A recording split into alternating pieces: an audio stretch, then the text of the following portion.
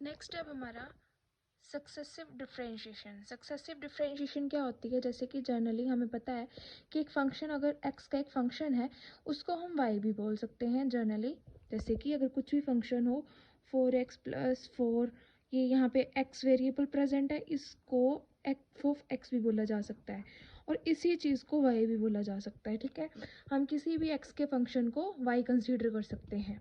तो हम ले रहे हैं कि अगर हमारे पास y = f ऑफ x है तो उसका फर्स्ट डेरिवेटिव कैसे रिप्रेजेंट किया जाता है, dy/dx किया जा सकता है, या y डैश लिखा जा सकता है, या f डैश x लिखा जा सकता है।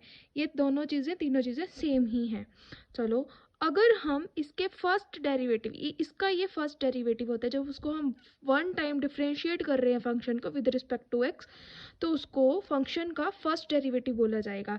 लेकिन अगर हम इसके डेरिवेटिव का अगेन डिफ्रेंशिएट कर दें, इसको with respect to x again derivative find out कर लिया जाए, तो उसको फंक्शन का सेकेंड डेरिवेटिव बोला जाएगा। और रिप्रेजेंटेशन कैसे होगी उसकी, d²y/dx² से। ठीक है, या फिर हम इसको क्या लिख सकते हैं, y डबल डैश भी लिख सकते हैं, या f का डबल डैश भी लिख सकते हैं। ठीक है जी। नेक्स्ट है सिमिलरली अगर हम उसके सेकेंड डेरिवेटिव का भी अगेन डिफ्रेंशिएट कर दें तो उसको उसका थर्ड डेरिवेटिव बोला जाएगा उस फंक्शन का। ठीक है, विद रिस्पेक्ट टू x। और इसको डिनोट कैसे किया जाएगा, d² y/dx³ बोला जाएगा, या फिर हम इसको क्या बोल सकते हैं, y ट्रिपल डैश बोल सकते हैं, या f का ट्रिपल डैश बोल सकते हैं। ठीक है जी, यहाँ पे डिफ्रेंशिएट से मतलब है इसका। नेक्स्ट है, अब इन जनरल हम क्या बोल सकते हैं, या फिर तो हम इसको कैपिटल dy1 से रिप्रेजेंट कर सकते हैं। इसका मतलब इसका फर्स्ट डेरिवेटिव ही है, ये भी फर्स्ट डेरिवेटिव है, ये भी फर्स्ट डेरिवेटिव है। ये किस किस तरीके से रिप्रेजेंट किया जा सकता है वो आपको दिखाया गया है इस स्टेप में। ठीक है, आप सेकेंड डेरिवेटिव को d² भी लिख सकते हो, y2 भी लिख सकते हो, y का डबल डैश या f का डबल डैश, या सेकेंड डेरिवेटिव तो ये लिखते ही हैं हम जर्नली। ठीक है, ऐसे ही हम इसको इन जर्नल लिख लेते हैं nth टर्म के लिए, d⁻n y = yn, मतलब nth टाइम डिफ्रेंशिएशन हो रही है यहाँ पे। जैसे फर्स्ट टाइम था तो यहाँ पे 1 था, मतलब कुछ नहीं है तो वहाँ पे 1 हुआ, जहाँ पे 2 है तो मतलब वो सेकंड टाइम हो रहा है, 3 है तो थर्ड टाइम, फोर्थ टाइम। ऐसे ही अगर रेस्ट पावर में n है तो वो nth टाइम हम उसको डिफ्रेंशिएट कर रहे हैं जर्नल टर्म को। ठीक है, जर्नली हम इसको ऐसे रिप्रेजेंट कर सकते हैं। वही है सिमिलर टर्म्स, बिल्कुल सिमिलर। एक क्वेश्चन के थ्रू देखते हैं कैसे होगा ये। बाई चांस आपको एक क्वेश्चन दे रखा है, f = e⁻ax sin bx। यहाँ पे a और b क्या है, एक कॉन्स्टेंट्स है, लेकिन x क्या है, यहाँ पे वेरिएबल है। आपको प्रूव करना है कि y2, अब जहाँ पे भी y2 आपको दिखेगा इसका मतलब क्या है, सेकेंड डेरिवेटिव। इसके सेकेंड डेरिवेटिव से अगर सब्ट्रैक्ट किया जाए 2 टाइम a y1 मतलब फर्स्ट डेरिवेटिव को, और प्लस किया जाए y² + a² + b² y को, तो y = 0 होगा।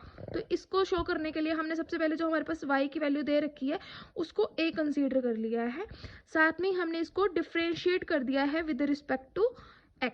अगर हम इसको with respect to x differentiate करेंगे तो हमारे पास क्या मिलेगा, y1 मिलेगा। y1 = y डैश भी लिख सकते हैं, या dy/dx भी लिख सकते हैं। ये जस्ट रिप्रेजेंट करने के लिए, आपको क्लियर करने के लिए, क्योंकि आपके क्वेश्चन में कैसे भी पूछ सकते हैं। तो ये अब हम इसको सोल्व करते हैं। अब यहाँ पे क्या हो रहा है, एक फंक्शन ये है और दूसरा फंक्शन x का ये है, ये दोनों क्या हो रहे हैं, आपस में मल्टीप्लाई हो रहे हैं।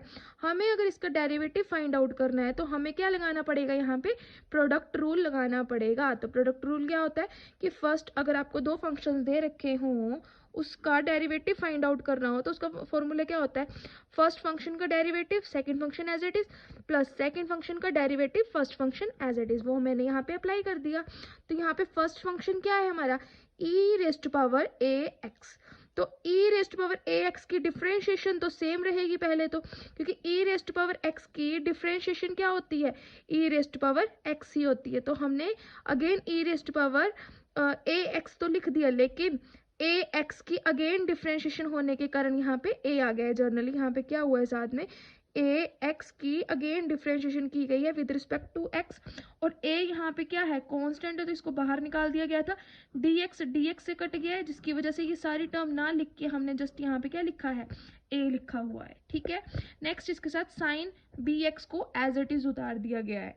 नेक्स्ट है प्लस, अब हम क्या करेंगे, ई रेस्ट पावर ए एक्स को एज इट इज उतार दिया है, साथ वाले साइन बी एक्स की डिफ्रेंशिएशन की जाएगी। साइन की डिफ्रेंशिएशन क्या होती है, कोस एक्स होती है, तो हमने साइन को कोस में कन्वर्ट करके एंगल को डिट्टो उतार दिया है। लेकिन हम क्या कर रहे हैं साथ में, जो इसका एंगल है, क्योंकि वो सिंगल एक्स नहीं है, तो हम बी एक्स की अगेन डिफ्रेंशिएशन कर रहे हैं with respect to X. B यहाँ से कांस्टेंट आ गया है बाहर, अंदर क्या बचा, D X upon D X, और वो क्या होता है हमेशा, एक्स की differentiation with respect to X 1 ही होती है, तो हमने जस्ट यहाँ पे बी लिखा है। अगर हम इसको सिंप्लीफाई करके देख सके तो यहाँ पे हमें क्या मिल रहा है, वाई की टर्म मिल रही है ना पूरी, यहाँ पे क्या था, वाई की वैल्यू कितनी थी, ई की पावर ए एक्स साइन बी एक्स, तो मैं ई की पावर ए एक्स साइन बी एक्स को इस पूरी टर्म को रिप्लेस करके क्या लिख सकती हूँ, वाई लिख सकते हैं, क्योंकि वो हमारी जनरल इक्वेशन ही है जो क्वेश्चन में दे रखी है, जिसको हमने ए भी कंसीडर किया था। तो हमने क्या किया, ए इंटू वाई लिख दिया है, प्लस बी इंटू जो था वो टर्म्स लिख दिए हैं। इसको थोड़ा सा रीअरेंज कर लेते हैं, जैसे कि अगर ये इधर माइनस का है, अगर ये दूसरी साइड जाएगा तो सॉरी इधर प्लस का है टर्म, उधर जाएगा तो माइनस की हो जाएगी, तो हमारे पास क्या मिल जाएगा हमें, y1 minus A Y is equal to B, मतलब बाकी जो दूसरी तरफ था वो उसी साइड है, हमने इसको इक्वेशन 2 कंसीडर कर दिया है। अब हम क्या करने वाले हैं, इस फंक्शन को अगेन डिफरेंशिएट करने वाले हैं। क्यों, क्योंकि हमने जो टर्म फाइंड आउट करनी है, जो इक्वेशन फाइंड आउट करनी है, उसमें हमें y का डबल डेरिवेटिव चाहिए। तो हम अगर इसको फिर से डिफरेंशिएट कर देंगे तो हमें y2 फाइंड आउट हो जाएगा। तो हमने यहाँ पे क्या किया, इसको अगेन डिफरेंशिएट कर दिया, तो y1 जो था डेरिवेटिव का जब डेरिवेटिव हुआ तो डबल डेरिवेटिव बन जाएगा। हमने अभी तो ये चीज़ पढ़ी, सक्सेसिव डिफरेंशिएशन होती यही है। तो हमने क्या किया, y1 को y2 में लिख दिया है, क्योंकि इसकी डिफरेंशिएशन हो गई है। नेक्स्ट है, अब a तो एक कांस्टेंट था, माइनस टर्म भी बाहर आ गई है, y की डिफरेंशिएशन y1 बन गई है, क्योंकि हमने यहाँ पे कंसीडर ही नहीं कर रखा है, हमने सिर्फ y से नोट कर रहे हैं हम। फिर इज इक्वल टू, हम क्या कर रहे हैं, यहाँ पे हमारे को दो फंक्शंस दिख रहे हैं, b तो कांस्टेंट है, वो एज इट इज लिख दिया गया है।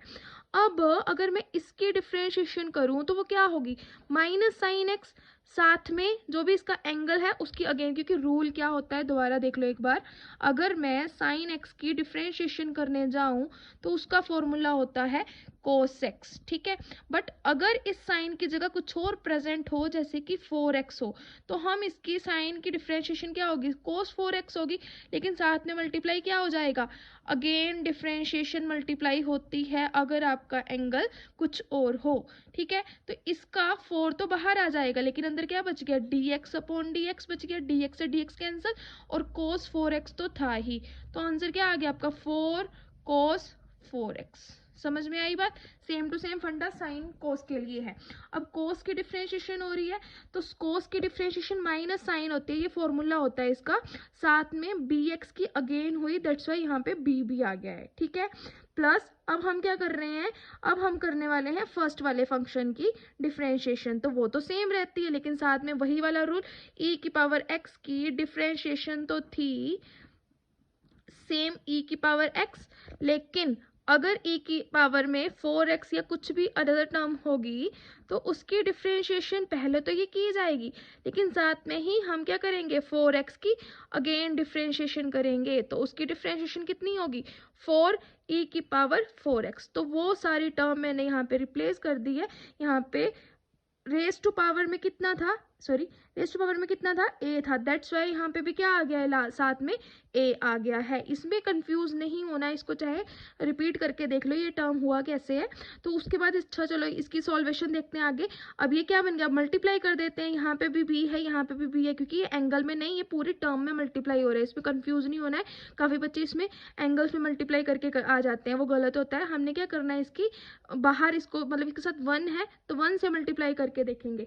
तो जनरली यहाँ पे b है, तो b इंटू बी, ये नेगेटिव था, सॉरी ये नेगेटिव है, तो यहाँ पे नेगेटिव साइन आ गया है, b का स्क्वायर हो गया है, e की पावर ax आ गया है, साइन bx का साइन bx आ गया है, प्लस इसको थोड़ा सिंप्लीफाई किया तो ये क्या बन गया, a b ई की रेस्ट पावर ए एक्स कोस बी एक्स, ठीक है, इसी टर्म को रीअरेंज करके लिखा है और कुछ नहीं किया है।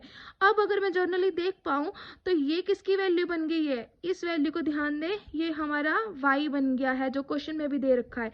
और अगर इस टर्म को देख पाओ तो ये किसकी वैल्यू है, इक्वेशन 2 की, ठीक है। तो हम क्या करने वाले हैं यहाँ पे, इक्वेशन 2 को और a को यूज करने वाले हैं। तो ये टर्म्स तो सेम टू सेम लिखी गई हैं, लेकिन माइनस बी स्क्वायर भी साथ में है, बट इसकी जगह हमने क्या ले लिया है, y पुट कर दिया, क्योंकि ये y की वैल्यू है। और इसकी जगह हमने क्या पुट कर दिया, इक्वेशन 2 से ये टर्म उठा के सारी सब्स्टिट्यूट कर दिए, क्योंकि हमें सिंप्लीफाई तो इस अकॉर्डिंग करना है ना कि हम इन सब चीज़ों को ख़त्म करके y1 y2 में आंसर छोड़ दें। दैट्स वाई हम ऐसा कर रहे हैं। अब हमने क्या किया, अब हमने इसकी ब्रैकेट को ओपन कर दिया है, तो ये क्या बन जाएगा, ये तो एज इट इज आ गया, ये इससे मल्टीप्लाई हुआ तो a y1 बन गया, और ये क्या बन गया, ए स्क्वायर माइनस ए स्क्वायर वाई बन गया है, ठीक है। ये इसके साथ मल्टीप्लाई हुआ तो ये आया, ये इसके साथ मल्टीप्लाई हुआ तो ये आ गया, ठीक है जी। अब हम क्या कर रहे हैं, ये भी माइनस का है, ये भी माइनस का है, ये प्लस का है। अगर ये इज इक्वल टू के दूसरी साइड जाएंगे तो नेगेटिव पॉजिटिव में चेंज हो जाएगा, पॉजिटिव नेगेटिव में चेंज हो जाएगा। तो हमने क्या किया, इन दोनों टर्म्स को तो एज इट इज लिख लिया है। अब ये माइनस हो जाएगा दूसरी साइड जाके, तो यहाँ पे क्या बन गया, minus A Y one plus, अब ये इधर माइनस का था, ए स्क्वायर वाई इधर आके पॉजिटिव हो गया है, ये इधर इज इक्वल टू की दूसरी साइड माइनस का था और ये भी पॉजिटिव हो गया, इज इक्वल टू की दूसरी साइड कुछ नहीं बचा, तो हम क्या लिखेंगे उस साइड, 0।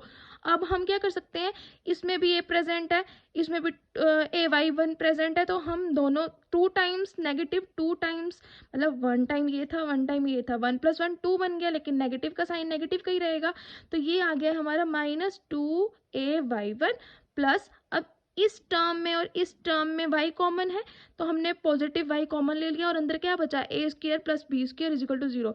यही इक्वेशन हमें प्रूफ करने के लिए थी और यहाँ पे ये हमारा रिक्वायर्ड सोल्यूशन ऑब्टेन हो गया है। That's it.